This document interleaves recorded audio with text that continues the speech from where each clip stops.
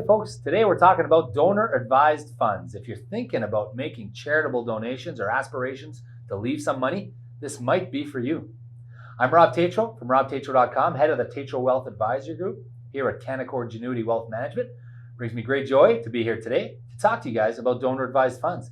Hey, if this is something that's on your mind and you want to talk to someone about it, go to www.speaktorob.com.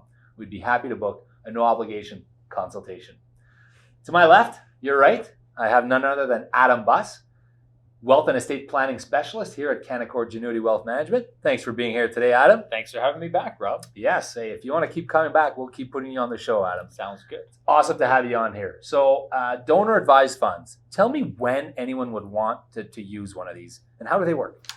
Great question. So the whole concept of donor advised funds is having your mini foundation that you can have an ongoing donation to charities of your choosing. So a donor advised fund is for those who want to get the immediate tax deduction. Let's say, if you have a high income year in particular, you want to get the immediate offsetting tax receipt.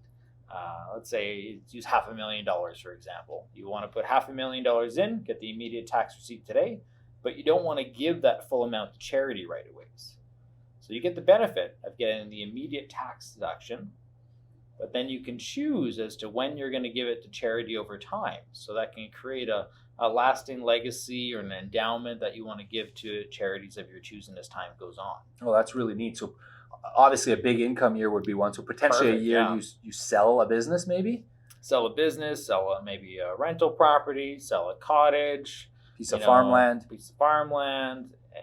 or even just have a very high salary, right? And ideally, I think they would likely work well in years where, especially towards the end of your career, potentially where your income might drop off in future years, so that you're getting that full deduction at the top tax bracket, and you're getting it upfront immediately on day one. Absolutely, and it's again, when you have those high tax years, why donate $500,000 and get a tax receipt that you can't really use to deduct off your income? You might as well do it while you have that high tax year.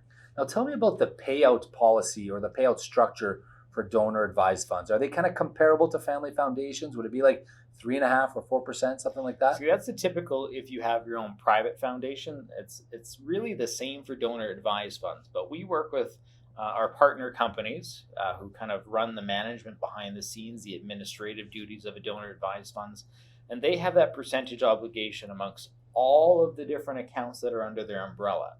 So it doesn't necessarily mean that your account, your donor advised fund, has to give that percentage every year. There may be other ones that are doing 10, 15, 20% donations, which is taking away that average for everybody. Okay, so it's a bit more flexibility there. A lot more flexibility. Now, maybe take us through what a family foundation is and why someone would choose a donor advised fund versus a family foundation. Donor advised funds are easy. There's far less administrative costs. You don't have to go through the legal process of getting it set up.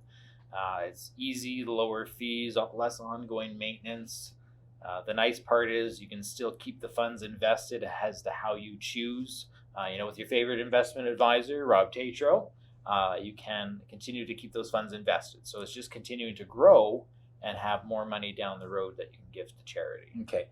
And if someone were to set up their own family foundation, you mentioned specifically the upfront cost. You have to go through a lawyer, so there'd be a lot of upfront legal costs, ongoing filing requirements, all those different things, making sure there's always a trustee in place to look after it. There's a lot of responsibility that goes into it, so it's not necessarily right for everybody. Okay, so in this scenario that you were telling us about, so I sold my business, I expect to earn less income in future years, probably my last year of large income.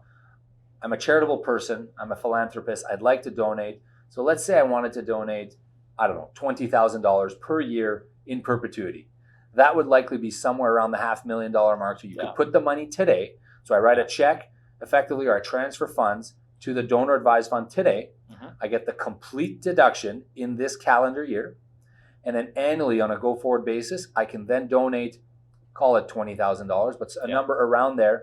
And that number gets donated every single year to the charity of my choice. Correct. So the neat thing about that, I would imagine, is maybe this year it's a specific charity that's dear to my heart, but maybe my my aspirations and my feelings with respect to charities will change over the next years, and you're not necessarily giving all of that chunk to one charity upfront. As soon as it's under the donor advised umbrella, you get the immediate tax receipt, but then you can still control as to how much you want to give when to which particular registered charity in Canada. Just a ton of flexibility there. A lot of options. Okay. We talked about maintenance. So maintenance and maintenance requirements for the donor advised funds. I would imagine, be simpler, easier than a family foundation. Much simpler. Okay. The timing itself and the investment control. So the investment control, you touched on that. So that would typically stay with the investment advisor. Would you be getting statements from your donor advised fund? So it would just be another line item essentially on your statement showing the donor advised fund and how the performance has been, what's invested within it. It's just once it's in that umbrella, you can't say, well, I just want to transfer that money back to my name. You can't do that. It's in a charity essentially. And I would imagine if you want it to be really tax efficient, really tax efficient in the year where you're making your contribution, you could take non-registered assets that have significant capital gains on them and donate them to the donor advised fund, and you would avoid the capital gains. Absolutely. You could transfer securities in kind. That's exactly what you're speaking to. You can transfer insurance policies, all kinds of different options you can do to further optimize your tax efficiency. That's part of the holistic planning approach that we want to take with clients when we're offering such solutions. If you were to transfer a share that has a zero ACB, a $0 average cost base, and you roll it in, your actual net cost of giving would be 25 cents on the dollar, correct? It would be substantially reduced versus just taking the money off your paycheck and donating it to the charity. Nice. You're getting 50 cents up front and you're avoiding the payment on the capital gains. Adam, anything else we need to cover here on donor advised funds? No, I think that pretty much covers it. We've been speaking to a lot of clients lately about these products and how powerful it can be for their legacy giving, their charitable aspirations, and I think it's a valuable add.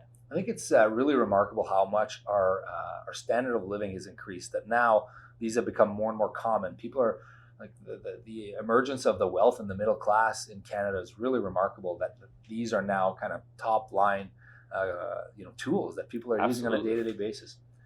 All right, guys, thank you so much for tuning in. I'm Rob Tatro. If you liked what we heard here today, you have a few more questions, you want to know about donor advised funds, go to speaktorob.com. We'd love to hear from you. Rob Tatro here from robtatro.com, head of the Tatro Wealth Advisory Group. Thanks for tuning in.